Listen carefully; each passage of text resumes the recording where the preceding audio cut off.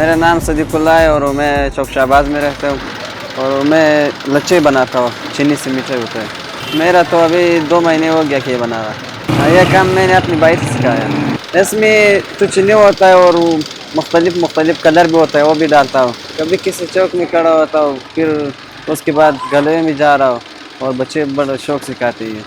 10 का, 30 का, 50 तक होते हैं। इसमें चीनी और कलर डालते हो। पहले हम गैस चलाता हूँ, ठीक है, फिर उसको नीचे आग लगते है, फिर उसको पैडल जो है मैं घुमा रहा हूँ और इधर नचा बाहर आ रहा है, फिर उसको मैं बना रहा हूँ। अब तो पुराना निज़ाम ख़त्म हो गया है, नया मशीन लिया, मशीन से बनता है ये।